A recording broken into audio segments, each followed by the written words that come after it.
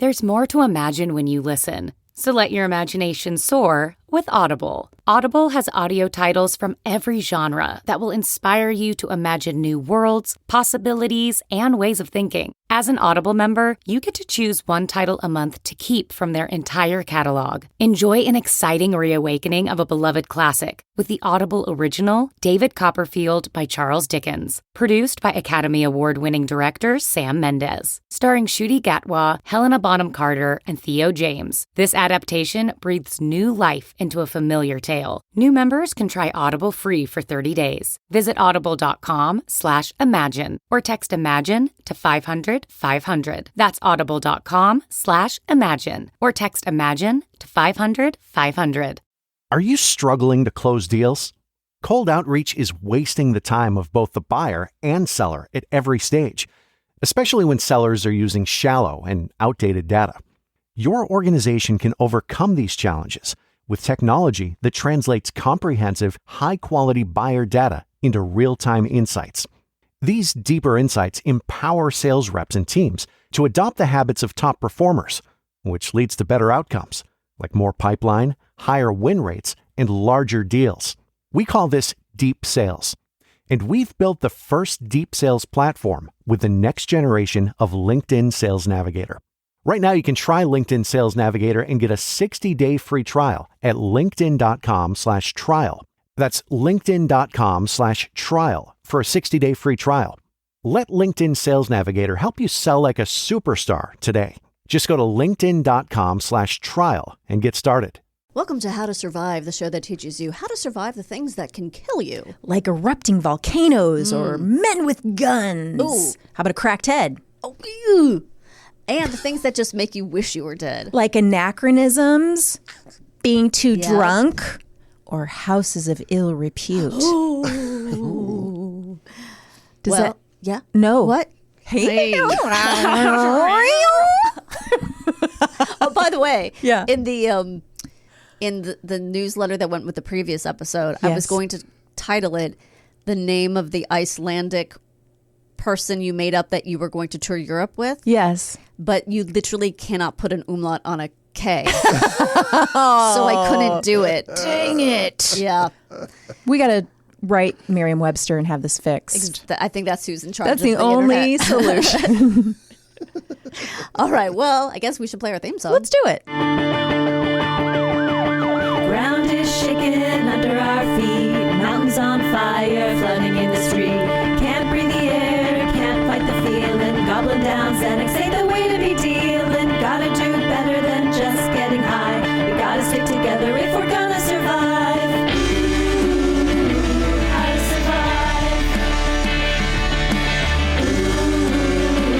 How to survive.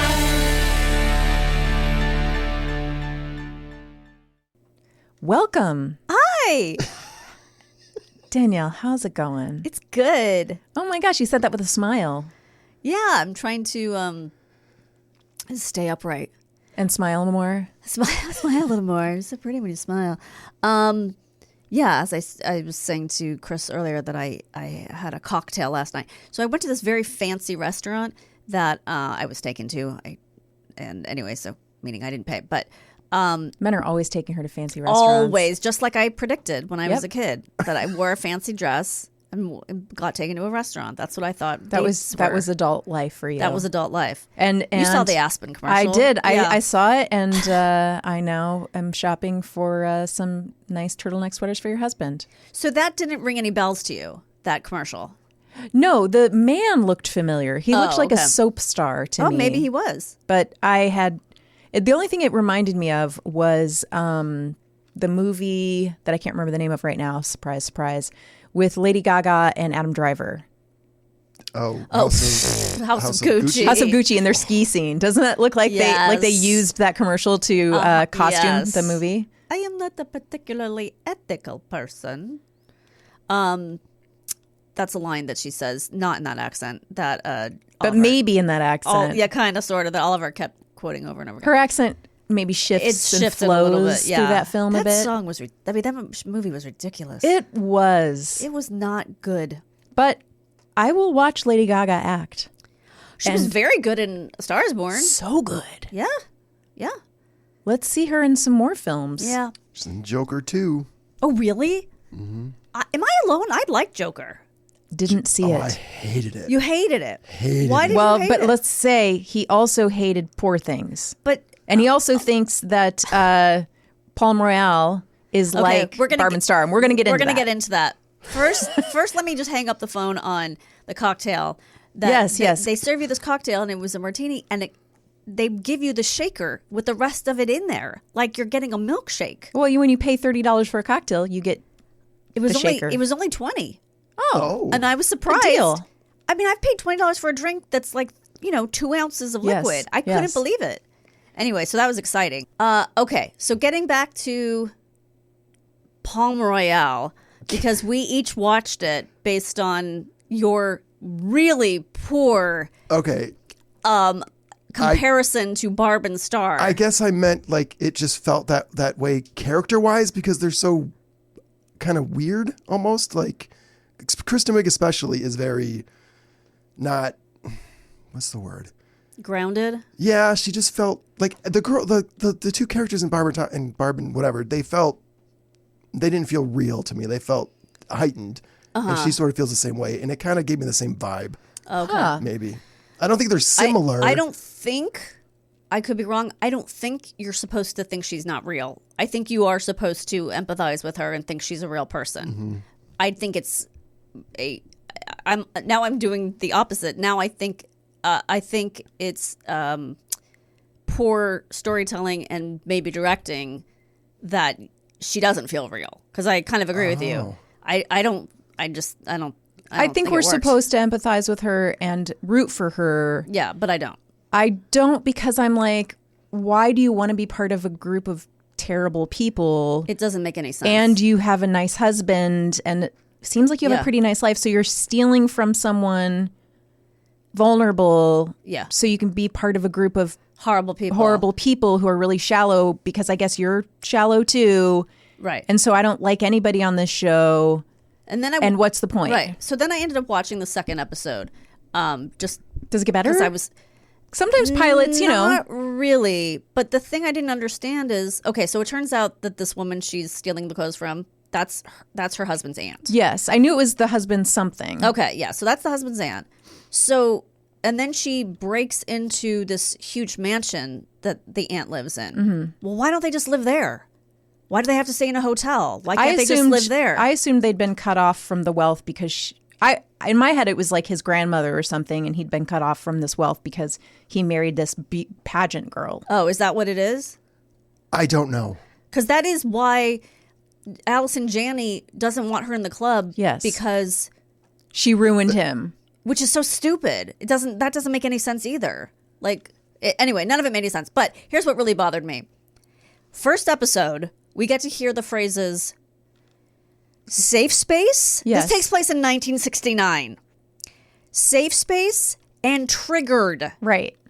I could not believe no one said. Like no one caught that? I was like, this must be intentional because it's so stupid. Yeah. I don't think I even noticed them saying that. Well, it jumped out at me like, you've got to be kidding me. I mean, triggered came up, it was in the last 5 years? Yeah. No one has used that word that way until the last 5 years. And no one says safe space until the last 10 years or something. Yeah. It was like... You know what I like to use? Brave space, Danielle. Is that a real thing? That's a real thing. What does that mean? Well, it was in my grad program. It meant instead of making it safe for everybody, we're going to actually try to talk about real things. Okay. I think it's better. It doesn't need a term, but yeah. Okay, and then here's the third thing about the show that drove me crazy in terms of anachronisms. So, first of all, also, everyone seems too old. Like, Laura Dern's character seems like she's too old for the character. That person should have been 20. 25, right? yes. Yeah. And also, Kristen Wiig should be a lot younger. Yes. I mean, she looks younger because she's had so much work done, but... she's, I don't know, it's just weird. Yes. She seems like she should be a younger person, but whatever. That's neither here nor there. Okay. So. Yeah, like I'm 50 and I'm trying to get, I'm crawling over the. Yes. hedges to get like, into a club. This just occurred to you at 50 that you're going to do this? What were you doing when you were, I guess when you were 25, you were in pageants? Like already you've retired from the... I guess she's supposed to be 30. Okay, but I mean... She's not. You know what? Like I guess, you know what? Men play younger Right. all the time, so fine. Oh, no, men don't have to play younger. They're allowed to be whatever age they are. That's true. They are. Good point. But, okay. So anyway, so there's this feminist group that is really multicultural. Mm-hmm. And all I've heard about, I don't know, is that first wave feminism? Is that Second wave. Okay. Is that it was basically a bunch of white women and that it was not inclusive of people of other ethnicities or colors or races or whatever. So it's just like, so this is just some 2024 dream version of what it was like. It's just stupid. It's like, that's not what the society was. Yeah. So like the woman in charge, besides Laura Dern, is a black woman. Okay. But then there's like every other race is represented. It's just not realistic. Yeah, I guess that doesn't bother me as much because I think I can get on board with the idea that I'd rather have other people cast than it just be all white, because if we're going to make a lot of period shows, then it feels like, well, now we're just going to leave. I think I can get on board with Hamiltoning everything for casting. Like, I don't need it to be like that. I can get behind more than using words like triggered. What bothered me more about that group was that it was caricatured so much to seem so ridiculous with all the like woo-woo stuff that it made it seem like they were like, look how dumb this is.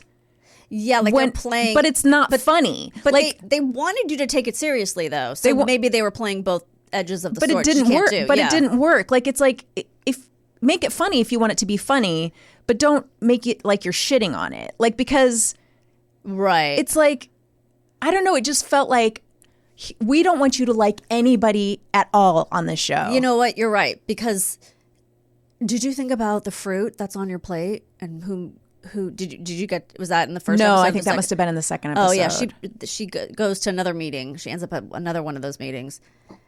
Did you ever think about how that fruit got on your plate?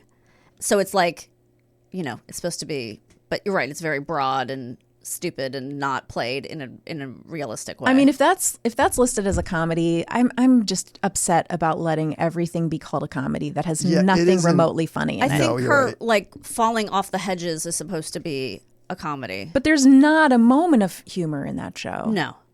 Yeah, I don't know. I've only watched the first 3, maybe 4 episodes, and I don't know if I'm watching it because I like it or because first of all, I love Kristen Wiig. I love her too. She's winning. I just don't think this works. I think that's what kept me going. Yeah. I thought it was good. I don't. We're talking you out of it. No, not that. Let's ruin shows for Garen. I don't know if I'm watching it because I think it's good or if I'm mesmerized by Kristen Wiig like I always am, or if I'm just trying to figure out what the hell exactly it is. Yeah, because I think it's trying to figure out what it is. It's all over the map genre-wise. I don't know what it's trying to be, let alone what it is. Yeah. But I mean, I do love pretty much everybody in that cast. I mean, the cast is great. Who is that brunette woman? She's the only person I don't know. Leslie Mann? That's Leslie Mann? Yeah. Oh. Sam Rockwell's wife.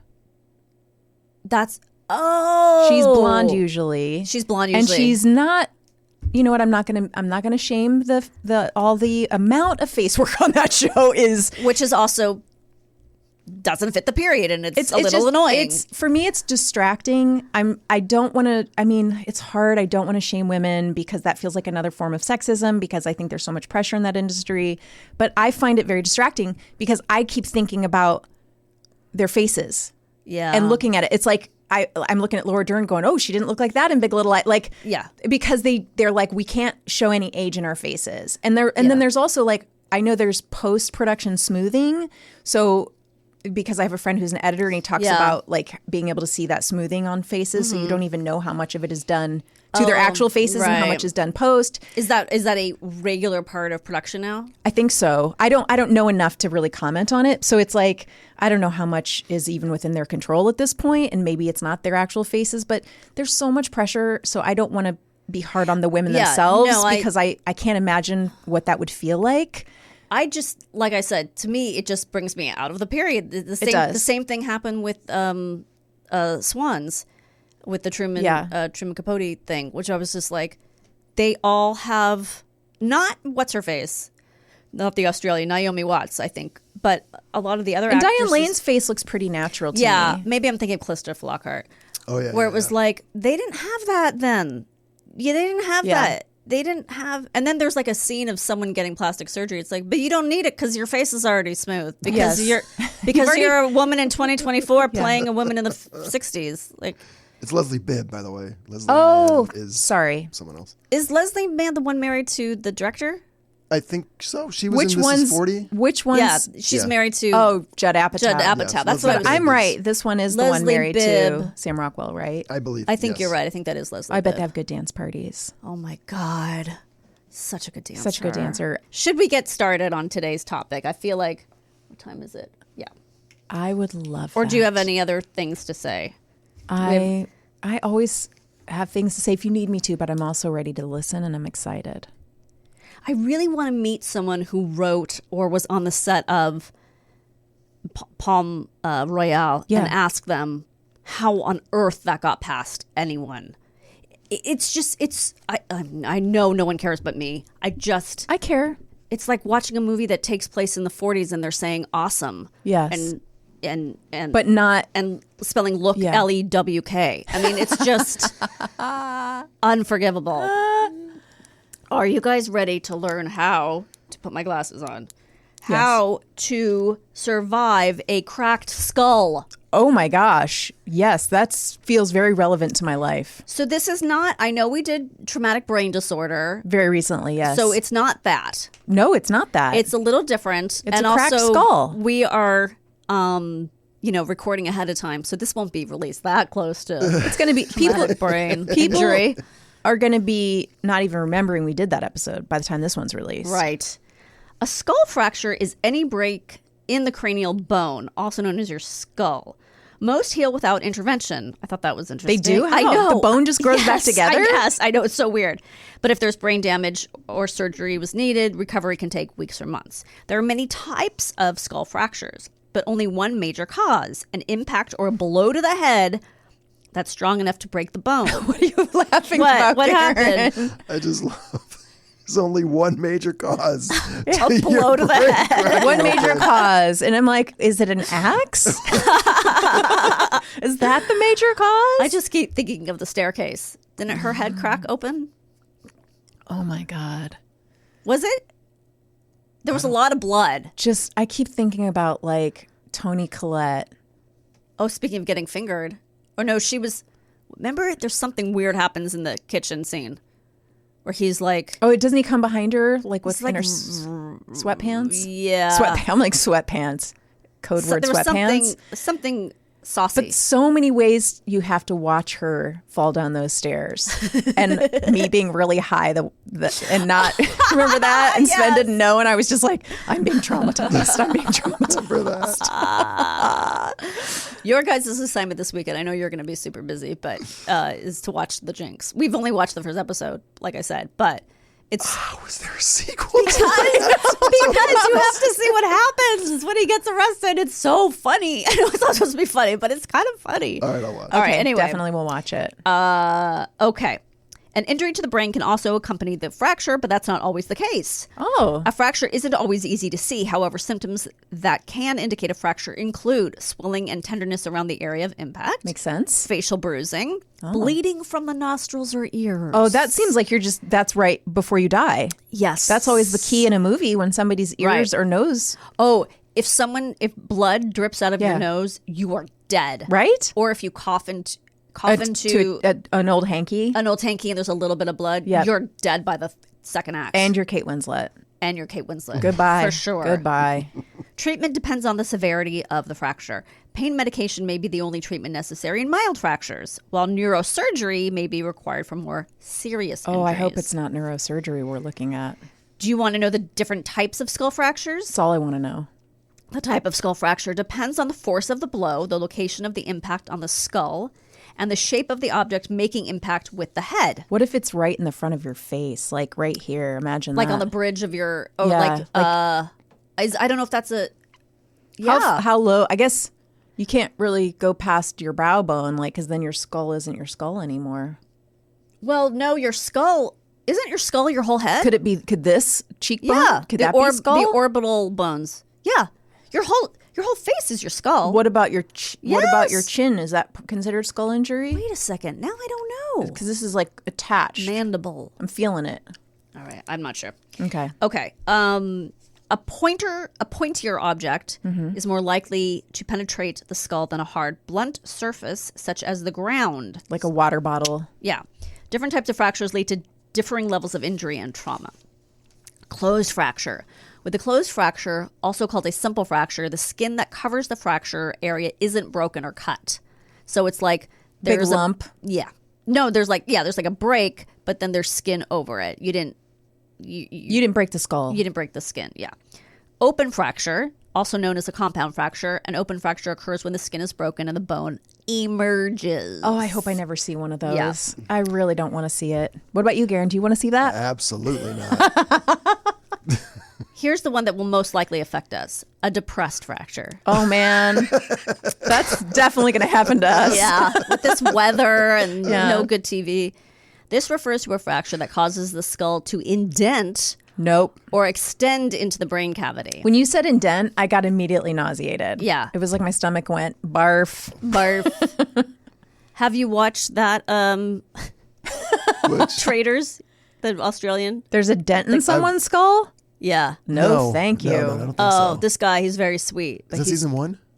Of Australia? Yeah, I only watched 2. I watched, Oh, I okay, jumped yeah. up to 2. There's a guy in Australia, and for like 9 episodes, you're like, "What's going on with that guy's head?" And then 9 episodes? It seems to take a while before they Yeah. address it. You've got a dent in your Yikes. head. Are you a traitor?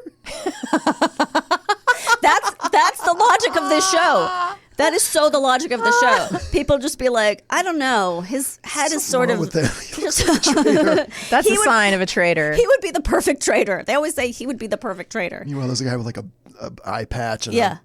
a shifty look next Yeah. to him. Faithful. Well, what was wrong with his head I think it was. I'm trying to remember now. I think it was a car accident. that he got on the way to the set? No, it was many, many, many years before. Oh, and it was just permanent dent. It wasn't like it He wasn't. never had it treated? Love the idea that he hit his head on the way in, got a visible dent, and was like, I'm good, let's go. Hey, I'm not going to miss Wait a this. second. The It wasn't camera's going. It wasn't Australia. I think it was England season 2. Was this even traitors? It was England season 2 because he talked like this. It was very hard to understand him because I think he was Scottish. And he's all that. That's yeah. a good Scottish accent. Thanks. Yeah, he's very like. He had various like patches where there were no hair on his head. And, Oy. Because things had happened. Okay, It sounds like he had multiple dents. he did. I guess he hit a couple things on the way down. Yeah. I'm sorry that I'm laughing about Mr. Dent. Oh, no. Not Mr. Dent. Basal fracture. That's when you make pesto out of your. Oh, I ba- love pesto. Me too. A basal fracture occurs in the floor of the skull, the areas around the eyes, ears, nose, or at the top of the neck near the spine. Okay, I have to think about that for a second. Eyes. I pointed up my nose. Ears, nose, top of the neck near the spine. Causes of skull fractures. Well, we already know. I said you got to be hit with okay. A skull fracture occurs when a force that's strong enough to break the bone hits the skull. A type of impact to the head can cause a skull fracture. This includes being hit with an object, such as a baseball bat, hammer, or rock, falling and hitting the ground, injuring the head in a vehicle accident, being physically assaulted or abused, sustaining a sports injury. Symptoms of skull fractures. In some cases, as an open or depressed fracture, it may be easy to see that the skull is broken. Sometimes, though, the fracture isn't obvious. Get medical attention if you have any head injury symptoms. Serious symptoms of a skull fracture include bleeding from the wound caused by the trauma near the location of the trauma or around the eyes, ears, and nose. See, I wouldn't associate that. That's like really scary. That is scary. You're bleeding out of your nose. It's like, oh, I might have a, bruising around the trauma site under the eyes in a condition known as raccoon eyes, which I have, despite the fact that I've never been hit. Maybe you just have a permanent skull fracture. I think it's just that I'm Eastern European. That's what I've been told. It could be that. The reason for my black circles around my eyes. I don't see them. I have makeup on. Okay. Or behind the ears as in, what? A battles sign? I swear to God I read this, but now I don't know what that means. Or behind the ears as in a battle sign. You're going to have to look that up for me, Karen, battles? please. Like I'm in battle in a war? Yeah, and it's capitalized. Severe pain and trauma, severe pain at the trauma site, swelling at the trauma site, redness or warmth at the trauma site. Okay, that'll make sense. Less severe symptoms of those, or those that may not necessarily appear to be related to a skull fracture, may include headache, nausea, vomiting, blurred vision, restlessness, irritability, loss of balance, stiff neck, pupils not reacting to light, confusion, excessive drowsiness, fainting. I mean, that's all symptoms you had this morning when you woke up. Exactly. Your one cocktail. Just from my one cocktail. Well, let's be honest, it was 2. It was 2. A doctor may be able to diagnose a fracture by simply performing a physical examination of the head. However, it's useful to diagnose the extent and exact nature of the damage. This requires more specific diagnostic tools. Doctors can use various imaging tests to get a clearer picture of the kind of fracture you have and how far it extends. X-rays, CTs, and MRIs are typical methods of imaging the body and can help your doctor diagnose skull fractures. Oh, I don't want to get a skull fracture because then I have to have an MRI you hate that. with my head going in. Yeah. Oh, no thank you. No thank you. I will just, you know what? I'll just live with the head injury. Yeah, you'll just have I'll have dents. You'll just have like a cartoon bump on top of your head. Then when you press it down, it comes up somewhere else. And it's big and red. Yeah. There'll be no hair on it. No. That doesn't make any sense. There's no hair ever. I know. It's just like its own being. It's like the top of a thermometer. Yeah. An X-ray provides an image of the bone. An MRI takes an image of the bone and soft tissue. This allows your doctor to see both the skull fracture and the brain. The most common tool used is a CT or CAT scan. This test usually provides the clearest picture of the fracture and any damage to the brain because it produces a 3D image. Now, I have never known if a CT and a CAT scan were the same thing, so I looked it up. They stand for different things, but they are the same thing. Thought so, but I'm glad you looked that up to verify. Yeah. Treating skull fractures. Skull fractures aren't managed like other bone fractures. You can't just put a cast on your head. Sling. Exactly, right.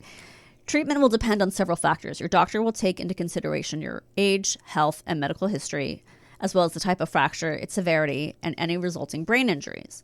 Some skull fractures aren't too painful, and the skull will heal itself. In the majority of these instances, I don't know. Well, isn't it like your ribs? There's nothing you can do for your ribs, and they just grow back together, right? Because I've heard there's nothing you can do if you've broken your ribs, but somehow they get fixed. So I don't know. They're not just like floating around in there, like the operation guy. Yeah.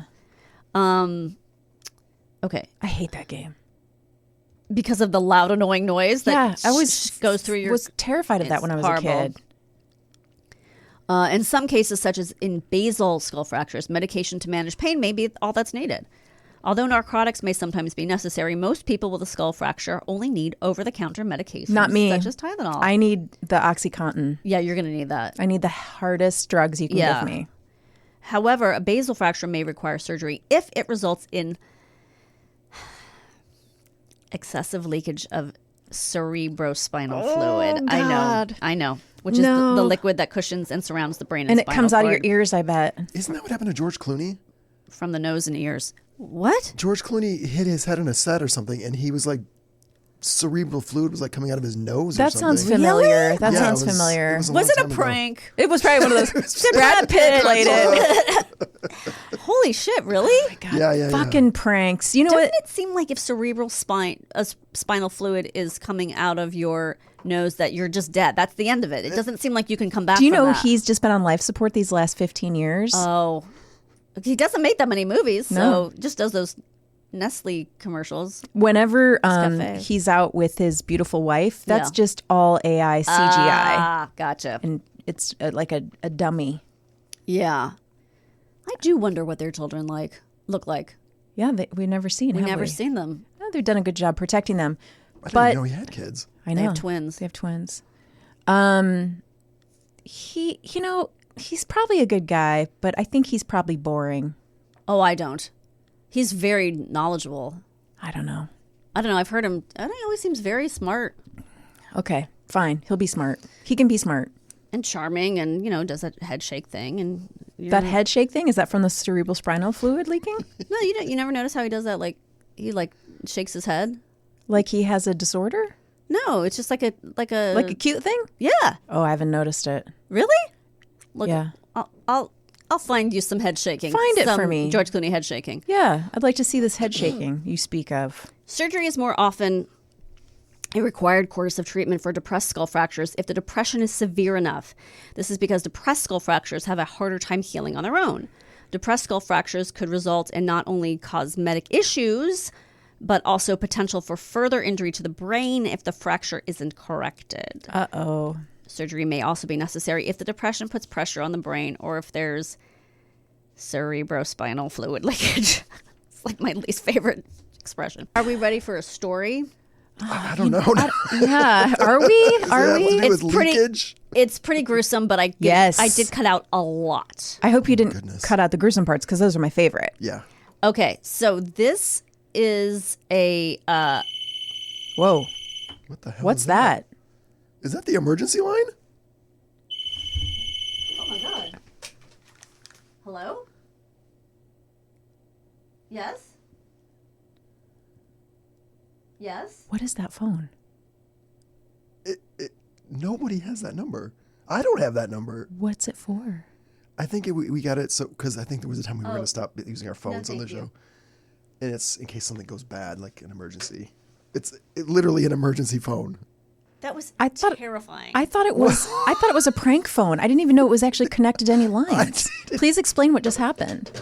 So they got it for so Elise and I could call, which doesn't make sense because everyone has cell phones. But anyway, it was a person who wasn't really there. She was like, hi, can you hear me? Like a spam call. Yeah, it was for a bank thing. That was But terrifying. It was absolutely I thought terrifying. we were being told that it was the end of the world. Yeah. Well, we were at least going to all be together. And then I was like, no, thank you. And then she kept talking. So I was like, oh, she's not even real. Weird. Fuck. That was scary for some Boy, reason. if the end of the world comes on that phone, we're in trouble. Well, it's the end of the world. We are in trouble. Oh my Lord. Okay, so this is from a book called No Place to Hide, A Brain Surgeon's Long Journey Home from the Iraq War. Ooh. And this excerpt, I guess the chapter title is The Worst Head Injury I Ever Saw. Nice. Not nice for the person, No. but I mean, it sounds titillating. So I did actually, it's long, but I did actually cut a lot out of this. So you can, even from the excerpts. So if you're interested in more of the details, you can, I'll link to it in the newsletter. Just as we entered the ER, the radio operator called, "Sirs, we just got a call from an incoming Black Hawk. They're about 5 minutes out, and they say they've got an American with a severe head injury."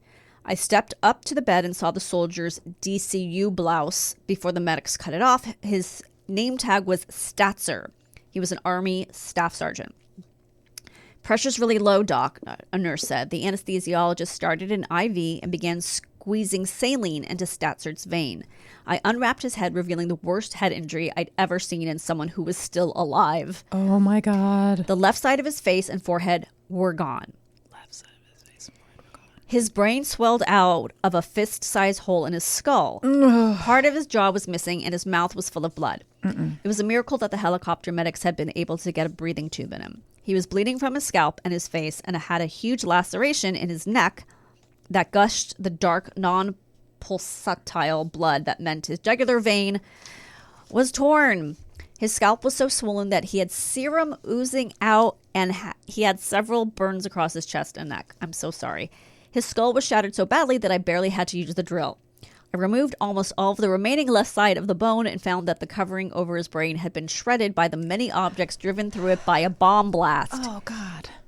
As I expected, his left frontal lobe was mostly gone, but the brain he had left began to swell dramatically with his rising blood pressure.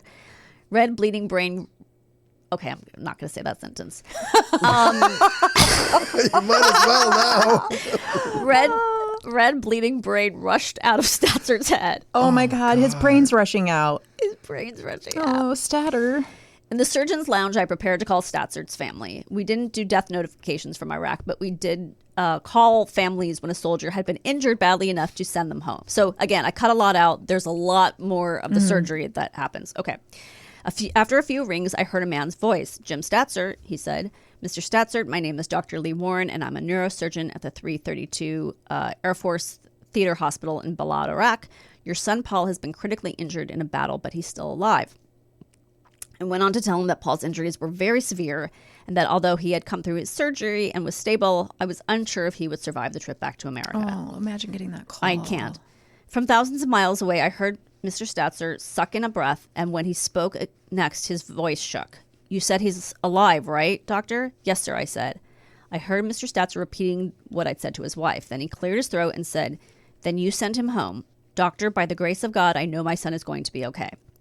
For reasons I couldn't remember, I had labeled... Okay, so this is... we're flash forwarding now, and he is with his wife or girlfriend, and they're looking at his computer at old files he has. So, from the war. Mm-hmm. For reasons I couldn't remember, I had labeled one folder Statzer Paul. I clicked on the folder, and Lisa watched as I played her a slideshow of the worst case I'd ever seen. How did he do? Lisa asked. I have no idea. The odds were against him. He probably died before he got home. Lisa typed Statzer's name into her internet search engine. I watched disbelieving as a video came up of a reporter interviewing Paul Statzer, very much alive. I was shocked. There he was, missing half his skull, talking about the upcoming operation to rebuild his head. I timidly dialed, so now he through a series of things, he gets the phone number, and he calls the dad again. Mm-hmm. After several rings, a man's voice answered, Jim Statzer. Mr. Statzer, this is Dr. Lee Warren. I was the neurosurgeon who operated on your son in Iraq. He says, are you the one who called me that night also? He said, yes, sir, I am. After a long pause, Mr. Statzer cleared his throat. I thought this was an interesting detail. I don't mean disrespect, doctor, he said, but before I tell Paul about this, I have to be sure this is real. Would you, because he had been getting press, I guess. Would you please tell me what I said to you after you told me Paul was alive? I can, I said. Your exact words were, doctor, by the grace of God, I know my son is going to be okay. Another pause, and Mr. Statzer said in a shaky, hushed tone, thank you for saving my son's life. Oh, that made me emotional. Oh, good. Through a series of surgeries, Paul eventually had a new skull flap created out of plastic. Wow. He had skin grafts and bone grafts to rebuild the area around his missing left eye. After months, After months at Walter Reed, Paul was able to transfer to a rehabilitation facility where he eventually gained most of his memory and learned how to walk again. Oh my God. A few seconds later, I heard a voice I'd never expected to hear in my life say the words that made me understand why I'd been sent to Iraq. Dr. Warren, this is Paul Statzer. Thanks for being there when I needed you. Oh, isn't that crazy? that's so wild. Yeah. I'm so surprised he would survive the flight from Iraq back to the U.S. He first, I think he goes to Germany. They have to stabilize him. Yeah, maybe for there's a while. like a whole thing, and it's just the interesting thing to me was that the doctors doing everything they can, and taking hours and like multiple surgeries are going on.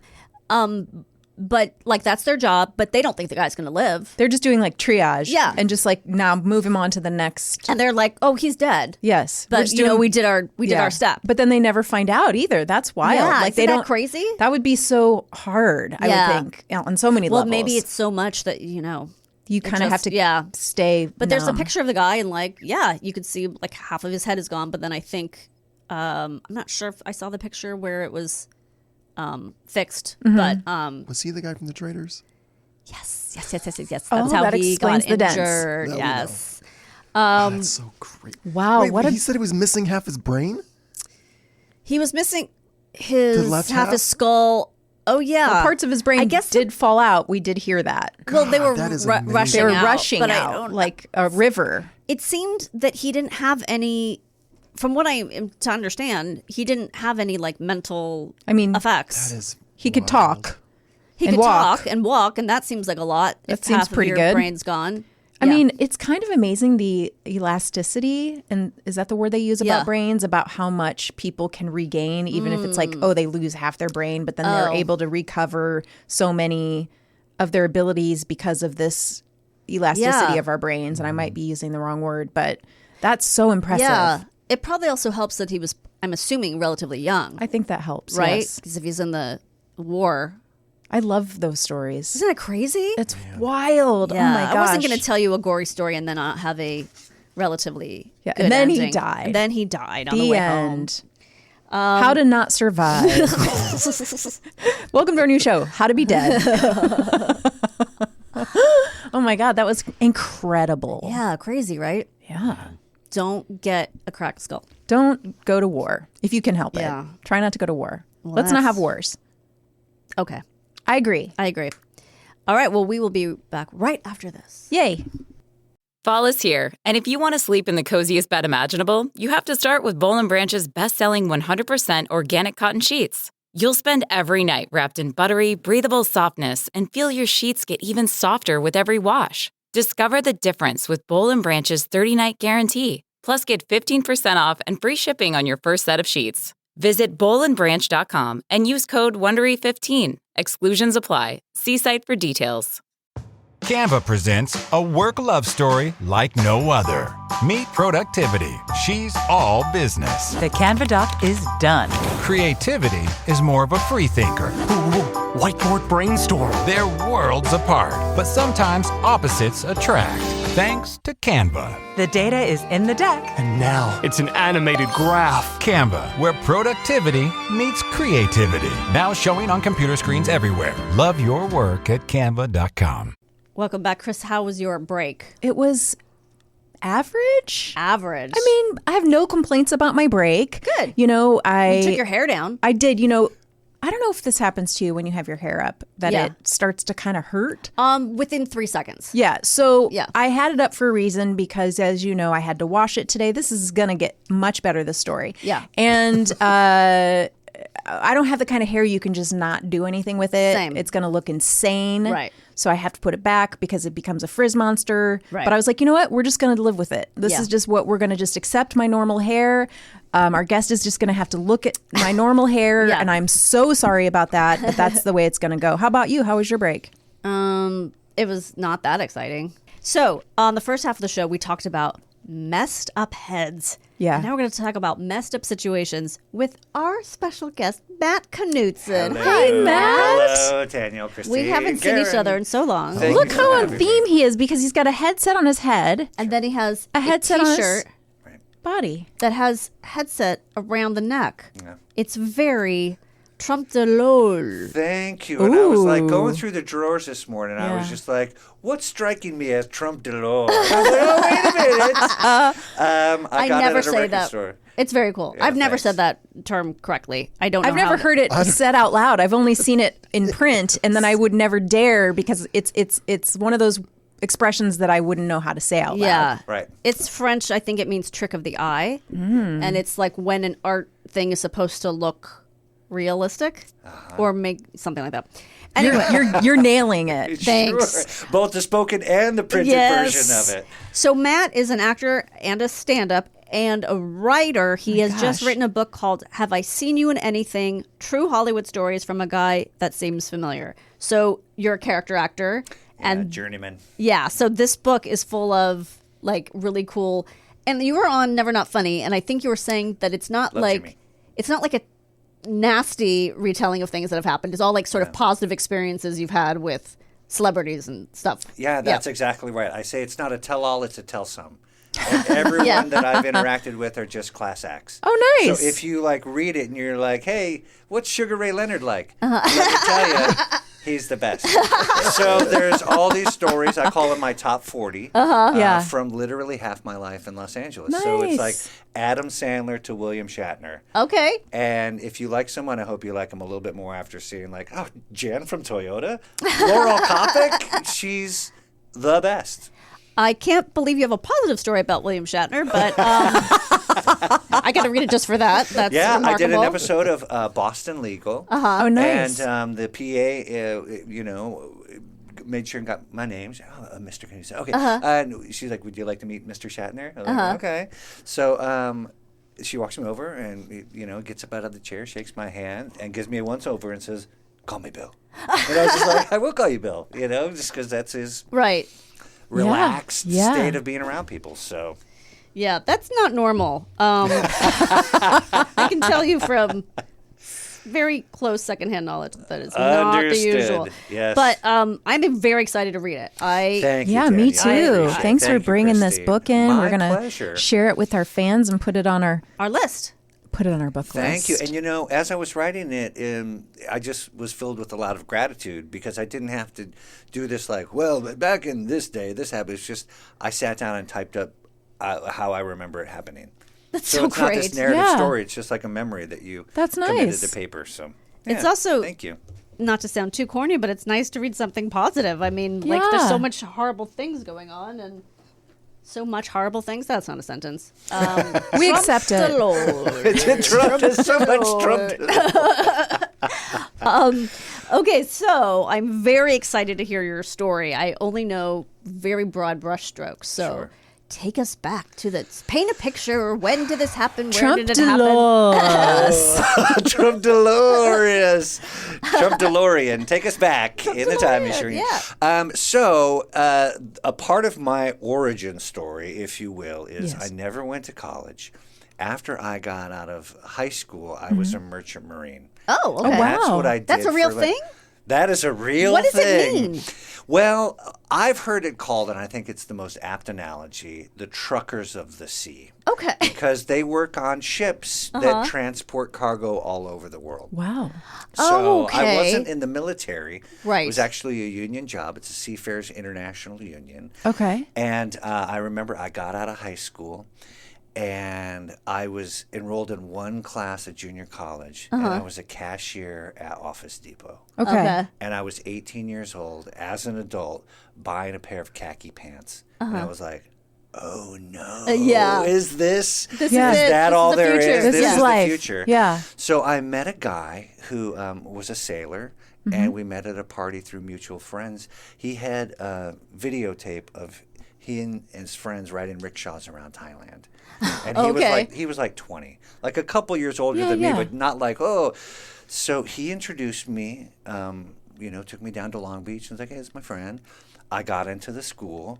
My first job, I sailed to Africa from Savannah, Georgia. So I was like 19. Wow. I turned 20 in Africa. Do you get to spend a lot of time at the place you're delivering things to? Not really. That's a great question. Not really. Yeah. It's a business. It's not like when you read about like Jack Kerouac in the days of like, oh, he went over to, to the Philippines for 3 weeks. Right.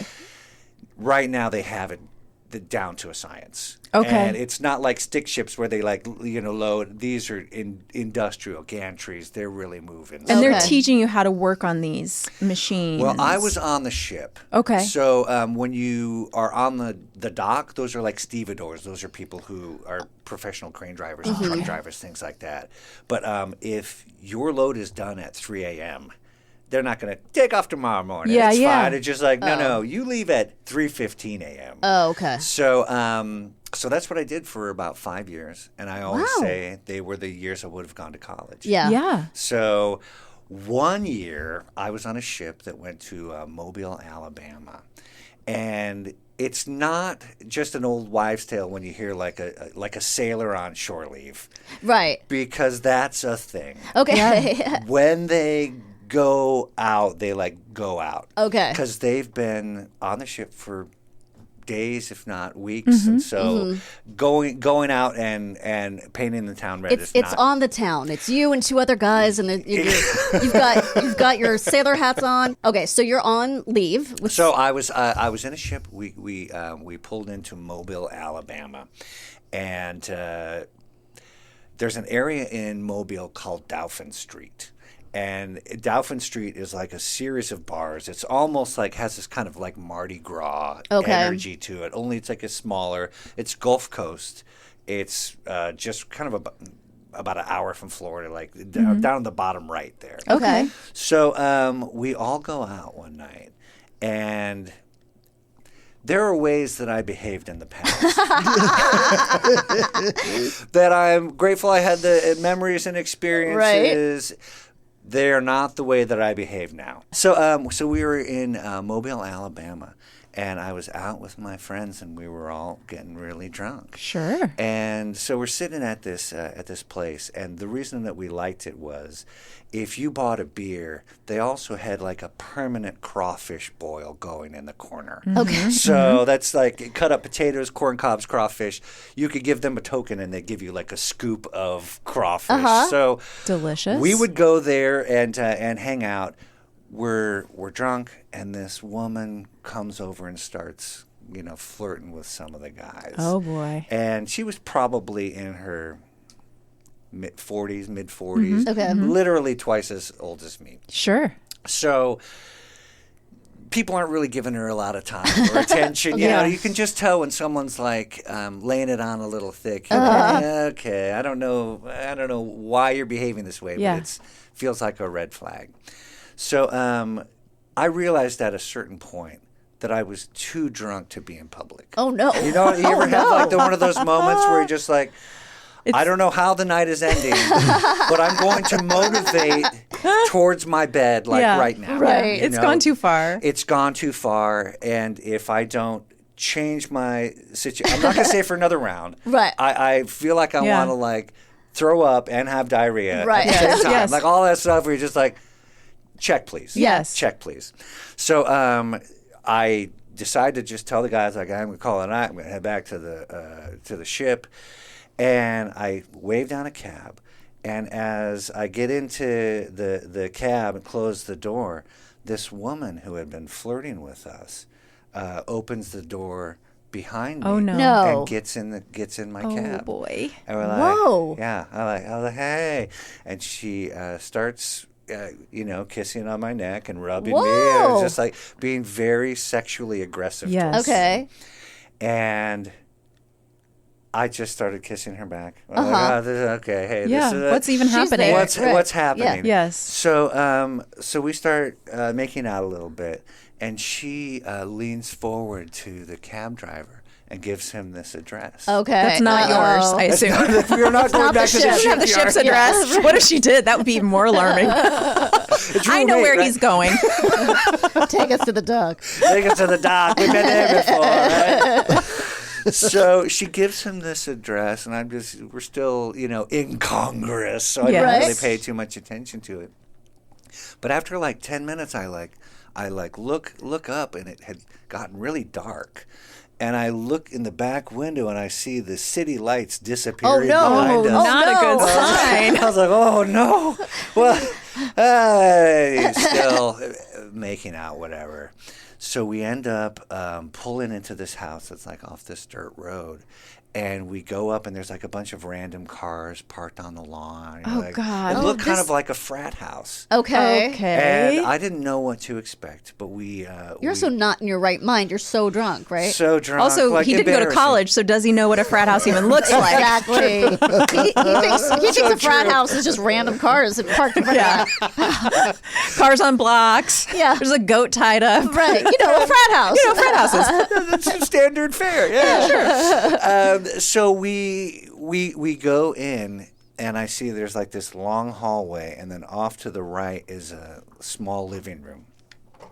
And in the living room, there's a large gentleman wearing a tracksuit, like a matching tracksuit, and like a do-rag. Oh. And he had a bunch of little vials of, I don't know what crack is. I had never smoked crack, but there was a number of vials of white rocks. Okay. Gotcha. And a gun. Whoa. And The gun indicates it's gun- expensive. It's a valuable little vials. Yes. Whatever you do, don't attempt to take the vials without some kind of money exchange. Yeah. So that's when I was just like, really, shit. I don't want to say sobered up. Right. But I was just like, okay, this is a moment where you're like, Your heart need to rate keep your head- probably. keep your head on a swivel. Yeah. So so he asked me, he's like, oh, what room you want to go into? And what I didn't know until that was this woman was a prostitute. Yeah. Okay. This house that we were in was like kind of a flop house. Yeah. Every room had a number on it, like one of those brass numbers. Like, this is number 6. Oh, gosh. And you would go in there and it had like a bed or whatever. I'm sure they changed the sheets for every person. Yeah. Just like massages, Oh, Yeah. Do you want the bed warmed? yeah, standard. You understand how it works, yeah. Kristine. Oh, yeah. So it was a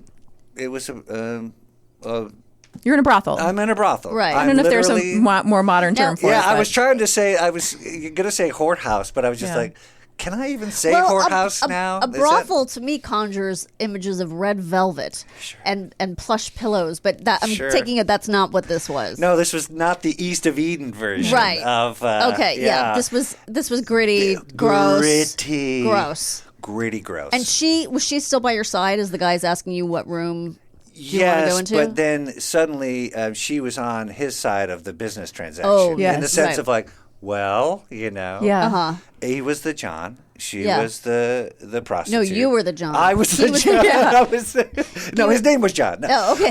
Pimp John. He was the pimp. right. She was the prostitute, and I was the John. Right. Yes. Everyone has their Yeah, everyone. role to play. You were like, oh, I just got cast in a play I didn't even know I was auditioning for. right. Lights up. Action. So I was like, oh, I gotta go to the bathroom. And I went to the bathroom and I threw up. Yeah. And after I threw up, I like opened the window and I jumped out. You did not. Yeah, I jumped out the window and I ran away from the house as quickly as I could. You didn't know where you were. I had no idea where it was. Oh, my no, I had no God. idea where it was. But I ran across to get out of this line of sight of the house. Out of the guns And- shooting range. Exactly. I didn't want to spoil the relationship if I wanted to buy crack. Yeah, no. You don't want it. Right, Yeah, right, yeah, right, for right, sure, right. for sure. Because you hadn't tried that yet. No, absolutely not. So I like kind of hid in a ditch for a little bit and was like gathering my thoughts and deciding what to do.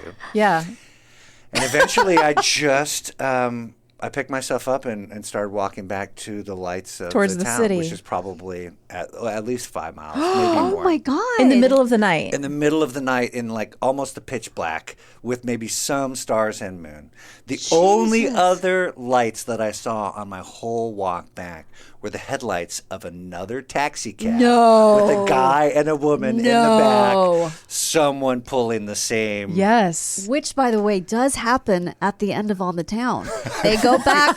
They go back to the ship, and 3 other guys come out and start singing the same song they were singing. New York, New York. Oh, yeah. So it's exactly the same thing. It's like the circle of, now they're going to experience this great 24 hours. The Bronx is up and the Battery's battery's down. That's right.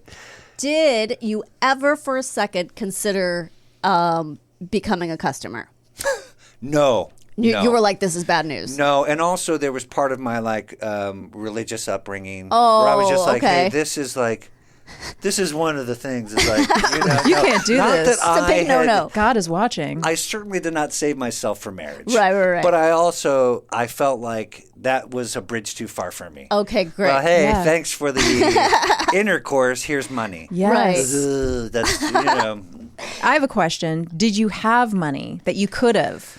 Like, do you remember? I didn't make a lot of money on that particular job. I feel like if I were in your situation, being me, I would have been so afraid of that gun. I would have just been like, I guess I have to do it. Yeah. Like, Yeah. I would have been like, Right. I would have been like, I mean, I don't want to. Right. I definitely don't want to do this. Right. You break a 50? I don't Yeah. agree with anything that's break a happening 50. here.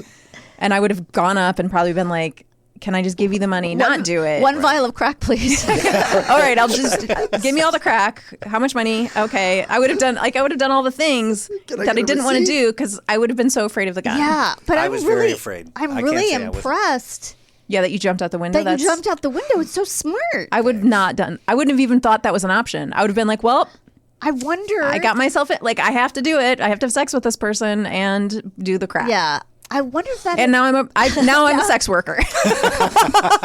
Addicted to crack. Oh well. Oh well, that's my own fault.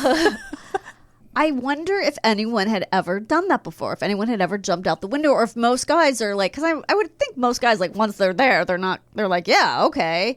You know what I mean? I'm sure any scenario that you can imagine has happened. At some right? point. Like, what happened? Some guy killed himself. Oh yeah, that's happened. He hung himself in the tub. Okay, that makes sense. But I mean, I can't speak of any experience except for the one that I had. But I would believe anything. Well, I tell you what, I know they nailed that window shut after you. Yeah, That's right. for sure. So when you reconvene with your merchant marine buddies, do you tell? I'm assuming you tell them the story. Do they believe you? To be honest, at the end of the night? Yeah. Oh, I thought you were talking about in modern times, like, because I've never really kept in touch with anyone. No. Here's the kicker. Yeah. Like, they all thought that I went and hooked up with this woman. Right. So after a traumatic experience, Yes. then they gave me grief about, hey, Tiger. You're like, no. Because she was literally I was half her age. Right. And she was like she was a prostitute in Alabama. Yeah. She wasn't. There's a haggardness there. Yeah, right. Not to cast aspersions or aspersions. But I don't imagine that's an easy life. She was weathered. Weathered. Thank you. So did they believe you about the story? Or they just like, yeah, ha, ha. Yeah, ha. Really? Yeah. How frustrating. I remember the next morning I woke up in a lumber yard. What? And I was just like, I don't remember, like, I was like sleeping on like a pile of lumber. And, like, and it was just, those are moments where you're just like, hey, you don't need to charge it that hard. You know? Listen to this. So, this is a sign. This is a sign. Yeah, you ended up in a crack house with a gun. And I had kind of grown up around guns, living in the Midwest. Like, shotguns, hunting, farming, things like that. But like never like on the table as in, hey, if this gets sideways, this is right here at my disposal. Did you hear people in the rest of the house in these rooms? That's a good question. I don't remember hearing other people around there. Maybe it was day one of this operation. His heart was beating so loudly in his ears he couldn't hear anything. Yeah. Oh my God. I don't recall. What a plan. Let's just kidnap men. Let's kidnap men. And then make them pay for sex. Yeah. If that is even what they did, unless they just roll you, who knows? Find the drunkest guy you can find. Yeah, right. And if he's trying to, extract himself from a situation, pounce. Insert yourself into it. Wow. Thank you so much for that story. That was amazing. Well, I thought we're safe behind the paywall. Am I right? No. Oh, no. I mean, that's... This is a free show, but there is a longer version that... But we're not cutting out the good parts for the free version. Listen, this is my if I did it. Guys, no, that wasn't. But if I did, it would have gone like this. Oh, my God. No, God rest his soul. It was fun to reflect on the memory. Oh, yeah. Now, Matt. Rest in peace. Big O. If you do want to go ahead and admit what really happened. Yeah, we'll just put that on the bonus. We'll put that on the paid version. Okay. Well, 3, 2, 1. I sucked the pimp's dick. I had no choice. I sucked his dick. Oh, you got to do what you got to do. You could have just done the crack. Well, he did cover his dick with crack. It's also like you go to like the 10th option. Okay, I'll do it. No, I didn't even want that. Oh my God. No, it's fun to reflect on in the safety of time. Yes. Yeah. I'm so glad you did it here because it was a great story. And I'm really excited to read your book. Yeah, me too. I'm going to go home and read it. And we'll put it on our link and everything. Our book list. Thanks, guys. And thanks so much, Matt. This was fantastic. My pleasure. Good to Super see duper you. funny. Yeah, you too. And we'll be right back with What Did We Learn Today? This podcast is brought to you by eHarmony, the dating app to find someone you can be yourself with. Why doesn't eHarmony allow copy and paste in first messages? Because you are unique, and your conversations should reflect that. eHarmony wants you to find someone who will get you. How are you going to know who gets you if people send you the same generic conversation starters they message everyone else? Conversations that actually help you get to know each other. Imagine that. Get who gets you on eHarmony. Sign up today. Want to teach your kids financial literacy, but not sure where to start? Greenlight can help. With Greenlight, parents can keep an eye on kids' spending and saving, while kids and teens use a card of their own to build money confidence. As a parent, you can send instant money transfers, set up chores, automate allowance, and more. It's a convenient way to run your household, customized to your family's needs, and the easy way to raise financially smart kids. Get started with Greenlight today and get your first month free at greenlight.com/Wondery. Kristine. Danielle. Are you ready to learn what we learned today? Fill my brain with knowledge. Kristen Wiig's character in Palm Royale, Maxine Delacourt Simmons, is speculated to be 42. See, I think she's speculated to be 42 because Kristen Wiig is probably 42. I don't think the character... She's 50. She is? Mm-hmm. Yeah. She's our age. What? Mm-hmm. Oh, shit, I gotta get some work done. Please Holy don't. fuck. Please don't. Holy fuck. She's 50? Yeah. She looks amazing. I know you don't think she looks... I know. She doesn't look 50. Even though she has had work done, to me, she does not look like she could possibly be 50. But I also think the character was probably written to be much younger. It just doesn't really make a lot of sense. I mean, I think that character should be played. 30s. It just seems sad then if a person that's in there that much older. Anyway, the whole show makes me feel sad. The Jinx Part 2 looks at what happened after the hot mic drop moment, the reaction to the show, a new investigation, the trial, and how Durst was finally brought to justice. It's airing now on Max. Now? But so is Hacks. Oh, it did start. Yeah, I haven't watched it. I couldn't watch it last night because my husband was too sick Oh, boo. to watch television. The skull is anterior to the spinal column and is the bony structure that encases the brain. Its purpose is to protect the brain and allow attachments for the facial muscles. The two regions of the skull are the cranial and facial region. Okay, so that is considered your skull. But I think, yeah, okay, that makes sense. So this is cranium. Facial. Craniofacial massage. Have you ever had one of those? I've never had a massage. I think so. Darren, what? No. Why? I don't know. Some people really don't like to be touched. My mom. Do you think you would enjoy being touched in a non-sexual manner? I don't know. Do you like getting your back scratched? Yeah, I guess. Did you not have a partner ever give you a massage? No, I don't think that ever happened. Huh. You know what? You Well, I mean, they wouldn't, but they wouldn't just offer and be like, "Hey, let me give you a massage." No, I don't think that ever. Oh, because men don't have. I got it. They probably don't have to get the other person ready for sex. Oh no, they're just like it's both just like ready. We're going. Yeah. I don't want. Oh, you've had massages as a prelude to sex, is what you're saying? Sure, I don't want to. You know what? I feel like I'm just stereotyping men too and being generalizing, and I'm sorry about that. I don't know how the gay world of men works, but I just want to say. Neither do I. I'm sorry. Jimmy that you used to try to give massage. me massages, not as a sexual thing. And I finally just had to put an end to it. I'm like, you are the most ineffective. Oh, because he's not good at giving massages? Oh, he's terrible. Absolutely terrible. I'm like, I don't even know if you're not trying or like what, but it's the worst. Does he get a lot of massages? No, I don't give him massages. But does he get them professionally? Oh, yes. Yeah, he does. Because usually I would say, like, if a person gets a lot of them, they kind of, they would be able to. No. Okay. I mean, we haven't tried in a long time because I was like, yeah, you just Stop. suck at this. Yeah. And it's not fun. Okay.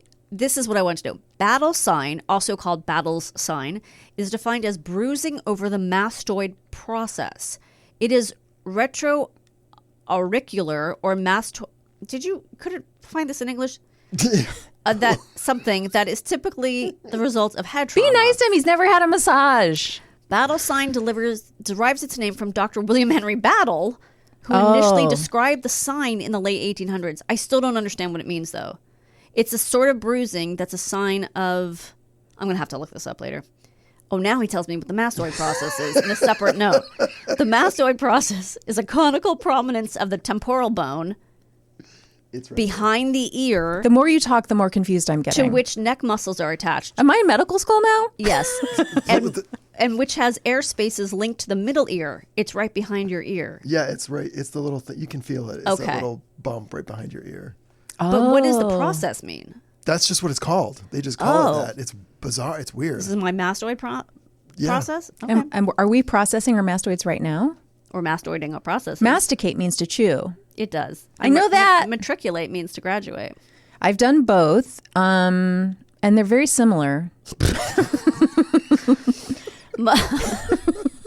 Most rib fractures can be treated with rest, icing, and over-the-counter NSAIDs like aspirin or ibuprofen. According to Far Out magazine, while filming a scene in which Clooney's character is okay, you're going to tell me what movie this is? Three Kings. Siriano.